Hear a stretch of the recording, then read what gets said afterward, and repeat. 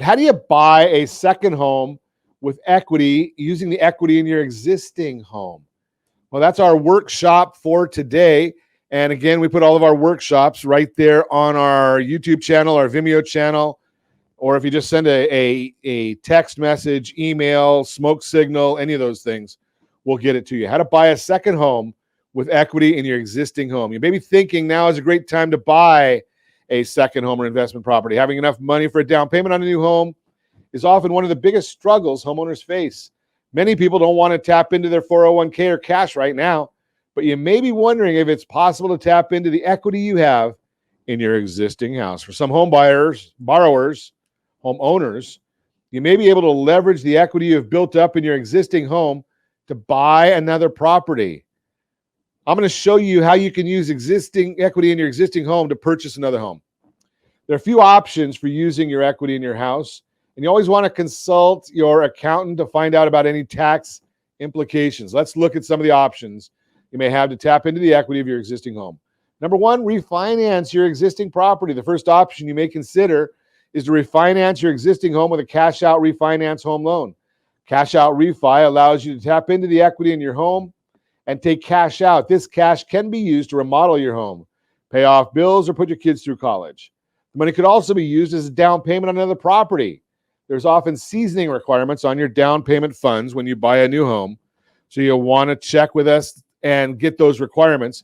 But refinancing your existing property may allow you to tap into your equity and use it for a down payment on another home. Interest rates on primary residences are usually lower than on investment homes.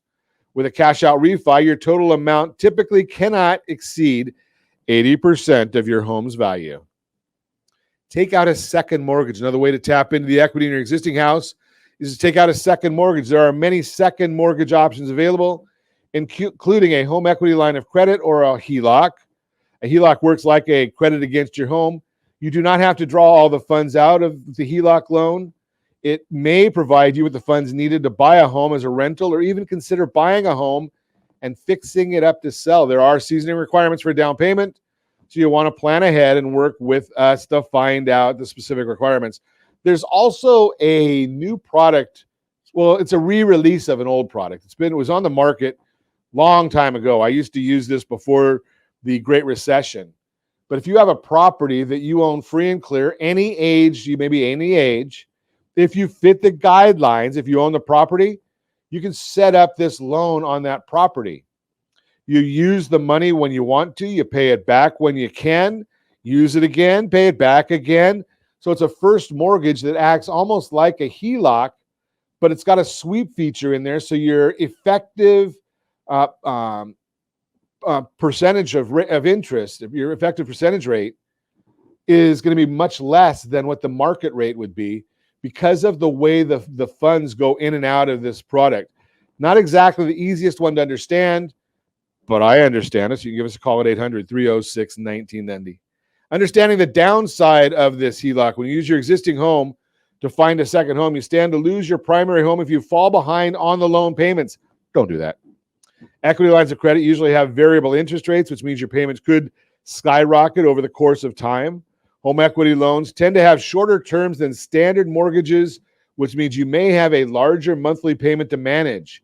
If your payments fall well within your budget, then a cash-out refinance or equity line may make sense.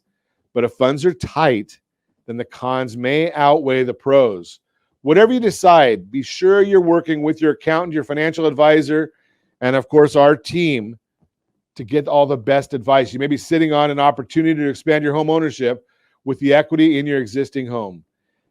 That's just an idea there for you, how to buy a second home with the equity of your existing home. Now, I also hear that there are some people that say, well, Ron, why would I want to do that? Because I may have a very low interest rate on my first mortgage. Well, it's a matter of return. So I'm not a big one to say, okay, well, being that you've got a 3% or 3.5% loan, you can't ever do anything with that money because home equity makes you zero rate of return. So what is the net effect on your net worth? Think about that part of it. So if you finance your existing home and you go from a 3% to a 6%, I don't know what your numbers are. I'm just throwing those numbers out, pulled them out of my hat, which I'm not even wearing. You go from a 3% to a 6%. But now you're taking and you're adding, say, $500,000 more in assets. And those assets are growing, say, at 5%. Well, your assets are going at $25,000, and maybe the interest expense for the whole year was maybe the change in that. The change was maybe $10,000.